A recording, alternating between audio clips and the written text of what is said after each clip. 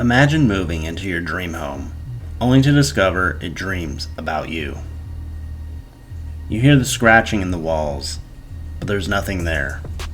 You smell rotting flesh, though no one else can. And at night, the shadows whisper your name. You're not alone. You never were. And what lives in your home wants you gone.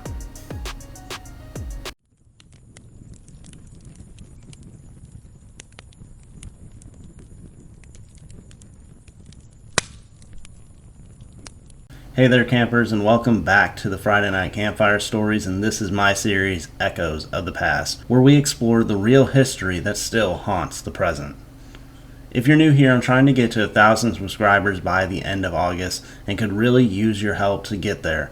It doesn't cost anything and only takes a second. Tonight, we're stepping into one of the most terrifying hauntings ever recorded. A story so intense it shook an entire town, and drew attention from the most famous paranormal investigators in American history, Ed and Lorraine Warren.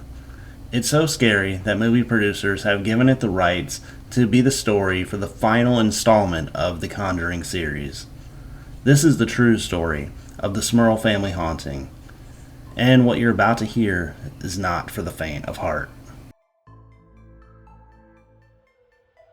Before the headlines, before the demons, before the exorcisms, they were just a family.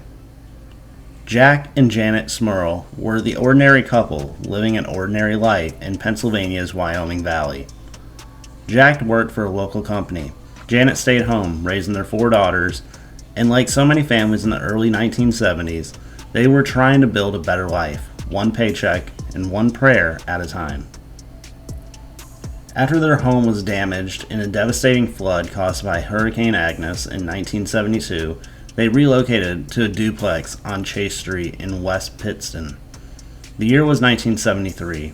They moved in with Jack's parents, John and Mary Smurl, sharing the 2-unit home in a quiet suburban harmony. They hoped this house would be a place of healing and new beginnings. They couldn't have known what was about to come. They couldn't know that this home would become a prison, that the walls they painted would bleed with shadows, that whatever already lived there had been waiting for them. At first, it was easy to dismiss. A strange drip in the middle of the night, a television turning on by itself, blaring static despite being unplugged, an overwhelming stench of rot, like decaying meat soaked into the floorboards. Janet cleaned constantly, but the odor came and went, sudden, sour, and impossible to locate. Doors slammed by themselves. Disembodied footsteps echoed through the halls. The sounds of furniture dragging across the floor when no one was home. They checked the rooms. Nothing. No signs of anything being touched. Still, the Smurl family tried to rationalize. Maybe the pipes were old. Maybe the foundation shifted. Maybe it was just the stress of moving. But things didn't stop. They escalated. One night, Mary Smurl saw something hovering at the end of her bed.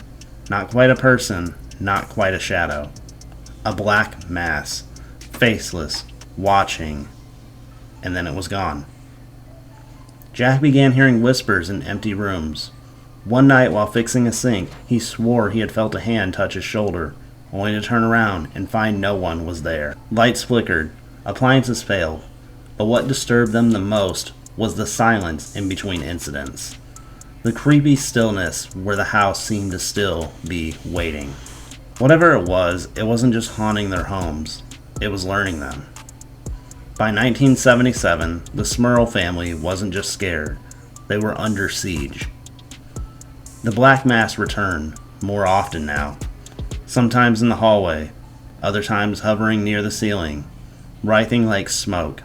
Janet said it had form, not a face, just a suffocating presence that drained the air from the room. The smell worsened, decay, sulfur, rot. Cold spots would swallow the entire rooms, even in the middle of the summer. And then came the scratches. Deep gouges appeared on the walls, long, jagged, claw-like marks that no one could explain. No children admitted to it. Jack couldn't replicate them. It was as if the house itself was bleeding from the inside. Appliances burst into flames, radios crackled with static noises, and at night, things touched them. Janet reported being thrown from her bed, and Jack said that he was actually sexually assaulted by something he couldn't see, an invisible force that pinned him down and left him bruised. The children heard growls from their closet.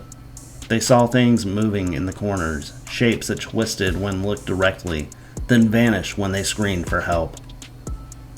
Neighbors began whispering, and even the dog cowered in certain rooms, growling at empty corners. Whatever was in this house, it was growing stronger, feeding off fear, thriving in silence, and no prayer, no blessing, no logic could make it stop. The Smurls had had enough.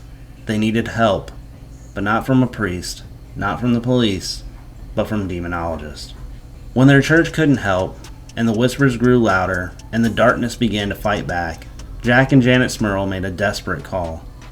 They reached out to the only people who might understand them, who might believe them: Ed and Lorraine Warren. By 1986, the Warrens were already legends in the world of the paranormal. A husband and wife team, Ed, a self-taught demonologist, and Lorraine, a clairvoyant and trance medium. Together they had investigated some of the most infamous hauntings in American history, including the Amityville Horror. And when they arrived at the Smurls' home, they said that the evil didn't hide. It greeted them. Lorraine claimed that she could sense it immediately, a presence unlike anything she had ever encountered before. The entity wasn't just a spirit, it was a parasite. It was ancient, and it wasn't haunting the house. It was infesting it. The Warrens claimed there were 4 distinct entities inside. A quiet, elderly woman who had meant no harm. A young, angry female spirit. And a man who died in the home under tragic circumstances. And then there was something else. Something inhuman. A demon, they said, manipulating the other spirits, feeding off their pain, growing more powerful by the day. The Warrens brought with them a psychic, a nurse, and a photographer. Over the course of several visits, they attempted to document the activity, recording knocks, capturing temperature drops, and even claiming to witness the black mass themselves. But every time they tried to confront it, it lashed out. Growls from the walls, objects levitating, and a presence that threatened them aloud. Ed Warren will later say, "This is no ghost. This is a demonic force, and it wants to destroy this family." With every visit, the Warrens tried to weaken the entity. Holy water was sprinkled, prayers were spoken aloud, rosaries hung from doorknobs and bedposts. But this was no quick fix, and it did not go quietly. During one attempted blessing, the walls shook, a mirror shattered without warning, and Lorraine Warren was nearly knocked unconscious by a wave of what she called a spiritual force, a darkness so strong she claimed it tried to enter her.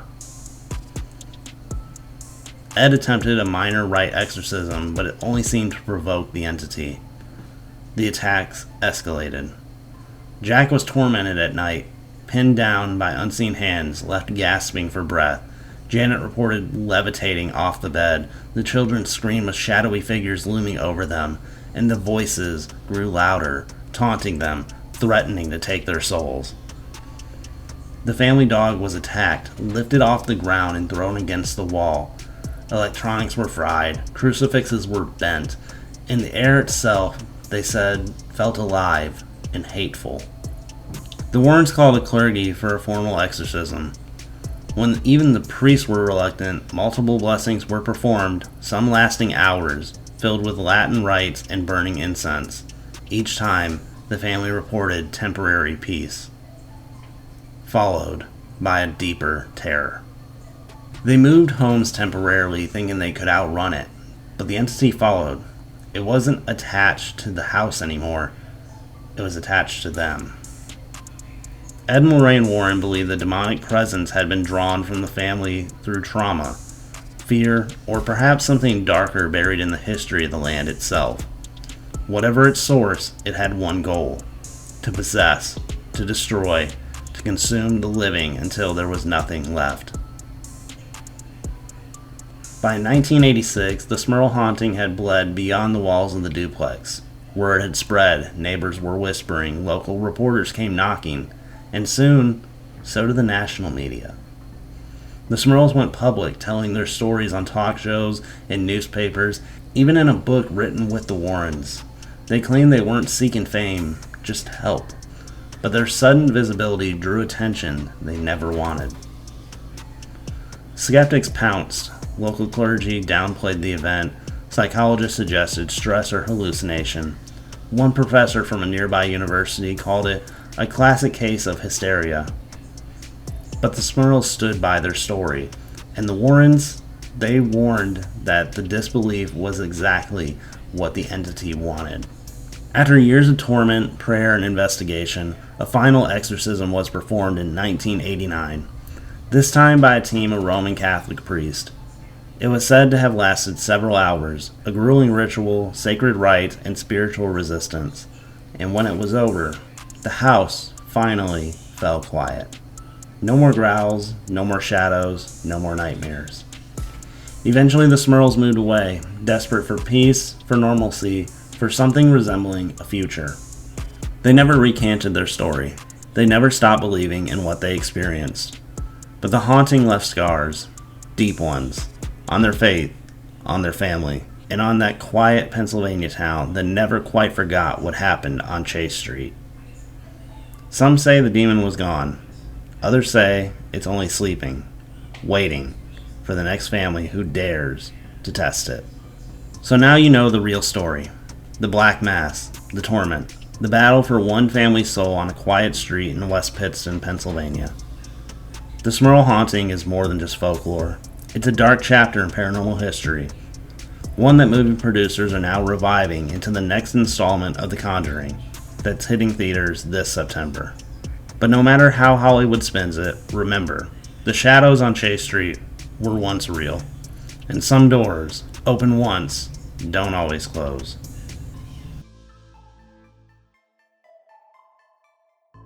Thank you for joining me, campers, for this episode of Echoes of the Past. If you enjoy peeling back the veil on true terrifying stories, you're in the right place.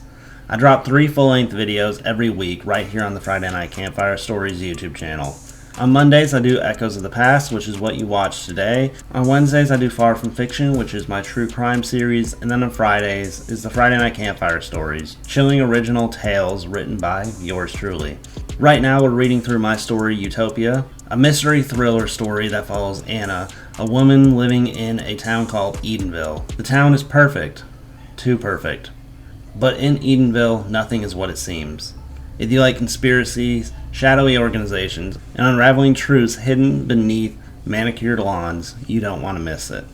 So hit that subscribe button and ring the bell and join the campfire 3 nights a week. Because around here, the past is never truly buried, and the truth always finds a way out. As always, thank you for spending a little bit of your evening here with me.